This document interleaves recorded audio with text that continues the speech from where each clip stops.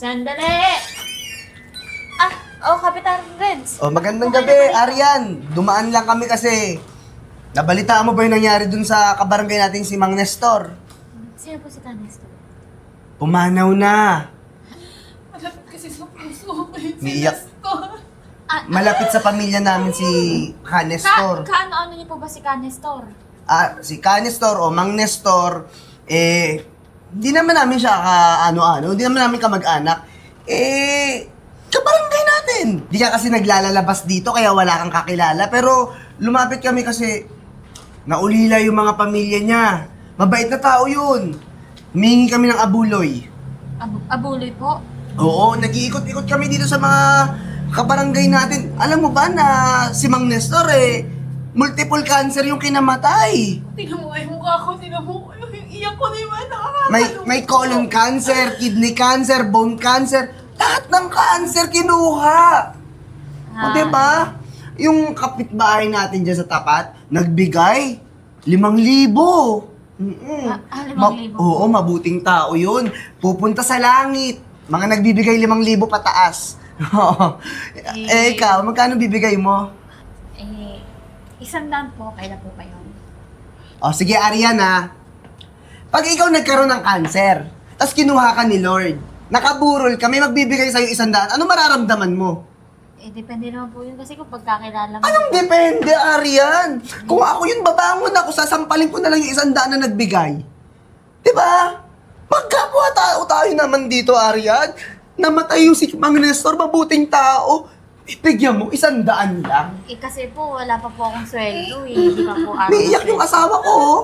Oo nga, napapagod na ako kaya. Kung sa'yo, lagyan mo na ng 5,000 yan. Nakikiramay naman po ako kasi wala Arian. pa po akong sweldo. Hindi ka nahiya sa patay? Nakaburol yung tao, Arian. May pamilyang umiiyak, Wala kang puso. Diba? Wait lang po ako. Anong wait lang, dalhin mo na yan. Kung nilagyan mo ng pera, 5,000 pataas, papuntang langit yung mga nagbibigay ng ganong halaga. Ripot, 100 lang. Ayan, Send na po, yan na po yung kaya. Wala pa po Anong yan lang? Sabi ko, 5,000, kulang ng isang zero to. 500 lang. Ano ba, Arian? Oh, honey, huwag ka na umiyak. Palitan mo. Naka-budget po kasi. Naka-budget yung patay, nahihiya ka naman, nakaburol doon. Kaya naman, si Kalinga, wala na din na!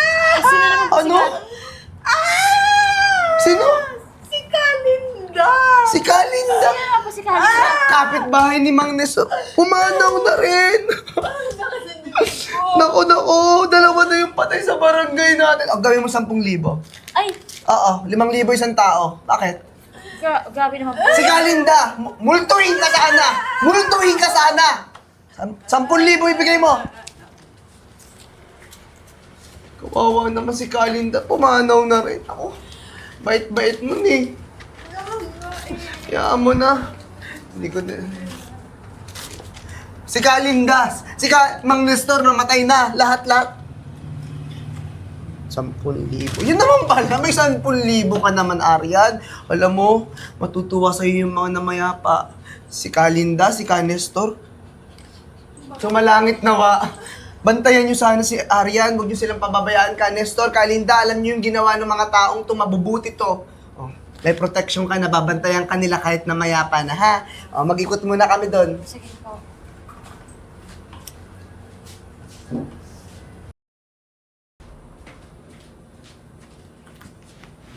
Magandang araw po. Magandang araw po. Asan po ang lamay ni Linda? Lamay? Nailibing na po ba? Sira ulo ka ba? Po? Pinapatay mo nanay ko. Yung kapitan po kasi, si Kapitan Renz, nanulisit po ng abuloy po. Tsaka po si Canestor. Alam niyo po sa bahay, magkapitbahay lang daw po yun si Kalinda at Canestor. Makikiramay po kasi ako. Nanti-trip ba kayo, ate? Hindi po. Seryoso po ako. Nakikiramay lang po ako. Nailibing na po ba? Ate, Dalawa? Kasi 2 days ago pa lang po sila nanulisit eh. Bakit po wala na agad yung Patay? Ate. Asan po yung patay? Si Kalinda, yung sinasabi mo Kalinda, nanay ko yun. Andun sa labas, nagtatrabaho. Si Mang Nestor naman, kagabi lang kausap ko yun eh. Tricycle driver yun dito, lakas-lakas nun eh. Teka, bakit? Saka taga, sino nagpapasok sa'yo dito? Bukas po kasi yung pintuan nyo. Akala ko po, ang lamay, andito lang, dire-diretso lang po. Wala nga pong taong nag-welcome dun sa labas kasi po, nung 2 days ago lang po, nag-solicit po si Renz, Kapitan Renz po. Kilala niyo po ba yun? Kapitan Renz Layog. Kasama po yung asawa niya. Si Kapitan Renz? Opo. Tag 5,000 nga daw po kasi una, 5,000 namatay si Canister, sumunod si Kalinda. Magkapit-bahay lang daw. So, dapat daw 10,000. Kaya pala. Nung isang gabi lang rin ho, lumapit sa akin si Kapitan. Sumakabilang buhay daw si Aling Babing. Aling Babing? Babing sa Conrad Street? Kapit-bahay ko po yan. Yung may tindahan pong malaki. Alang yasing Kapitan. Buhay na buhay po siya. So, Naloko tayo, ate. Bang klase rin si Kapitan eh. alam mo, dapat i-report yan sa kinauukulan kasi namempresyo sila Yung, di ba, ang abulid dapat kusang loob? Hindi. Hindi Kailangan yun may eh. amount sa kanya. Bukod sa Tsaka pera. pinapatay niya lahat ng buhay pa. Hindi yun, miss. Yung bukod sa pera, yun nga, buhay pa hanip sa mini-mercy killing na ng mga walang yan. Sige, mauna na ako. Akala ko kasi may lamay si Kalinda dito. Pasensya na po Sige, ano pangalan niyo po? Arian po. Arian Kilatan. Pwede mo ako number niyo. Number ko? Ah. Sige, 0912 444 666 5. Tawagdan kita mamaya, ha? Salamat po. Una na po ako.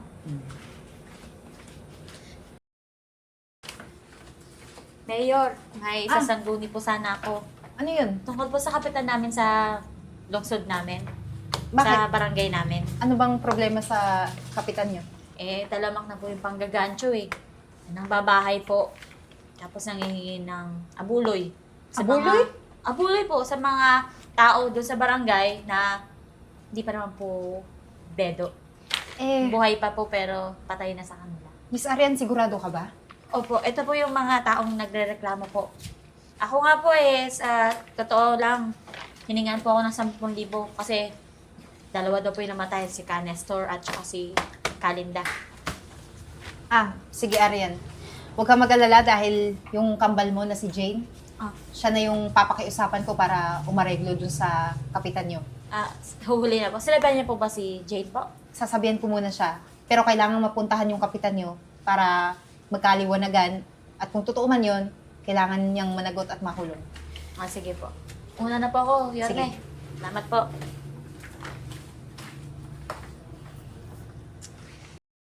Ayan ba yung in-order mo? 15,000 yan Oo nga, may isa pa akong padating 21,000 naman. Ito nga, tignan mo to. Maganda ba to? Ang magandang kulay ng sapatos ba yan? Ayan yung orderin ko, mahal. 19,000. Naku!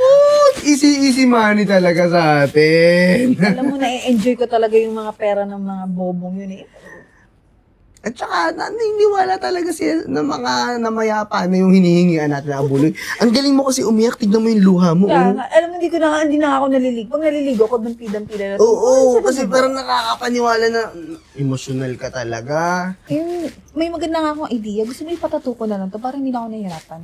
Ang magandang idea yan, mahal. Ang galing. Maganda. Para di ka na laging nagagaganyan. Para nakatato na, tapos para diretso na tayo manghingi agad. Sige. Papatato ko na to kinabukas. Naku po. Kami matawag. Mayor. Ano tawag ka? Hello, Mayor. Hello, Kapitan. Oh, Yorme. Ano yun? Pumunta ka po sa opisina ko ngayon. Ngayon, agad? Sa opisina mo? Oh, sige. Walang problema. On the way, sama ko asawa ko. Okay. Bye-bye. Sige. Tara.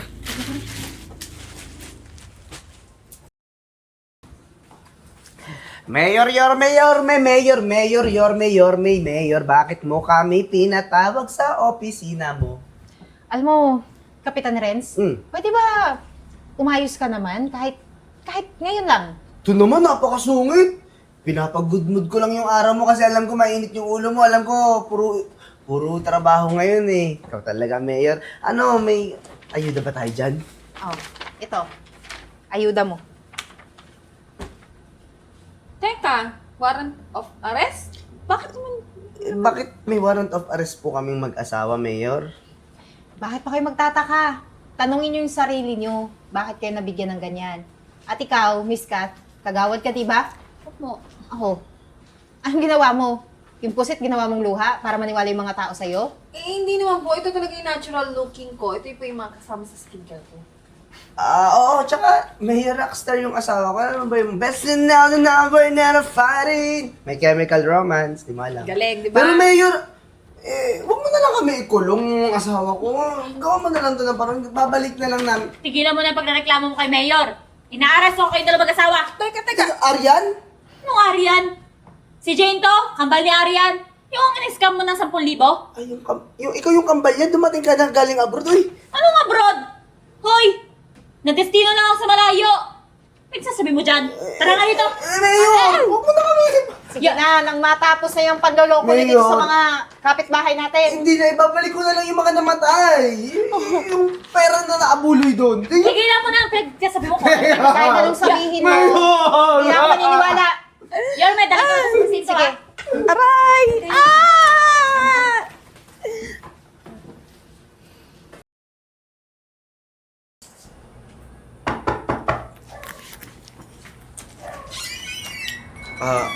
Oh, layaan na pala. Nakalaya na ako, Aryan. Gusto ko lang sana formal na pumunta dito sa bahay nyo kasi simula nung nakulong ako, ang dami kong natutunan na aral sa buhay. Gusto kong humingi ng pasensya tsaka kapatawaran galing sa inyo. Umikot ako sa mga tulad mo na nabiktima ko nung kunyari na abuloy. Tsaka sa totoo nga niyan, wala na rin sikat. Hindi ako nagbibiro, hindi din ako nang-scam. Lahat ng mga ginawa ko noon na mga gawa-gawa na sakit sa mga namayapa na tao, kila Mang Nestor, kila Aling Linda, lahat nangyari siya kay Kat. Nagkasakit si Kat hanggang sa naubos na yung pera namin, wala na akong pampagamot. Hanggang sa namayapa na siya. Seryoso ka ba talaga dyan? Baka naman i-scam ka na naman ha. Tinahila mo pa yung asawa mo. Hindi, Arian. Hindi naman ako hihingi ng abuloy o ano pa man sa inyo eh. Gusto ko lang talaga humingi ng kapatawaran kasi ayoko nang may mga taong galit sa akin tsaka gusto kong itama lahat ng mga pagkakamali na nagawa ko. Baka yun nga yung karma ko talaga.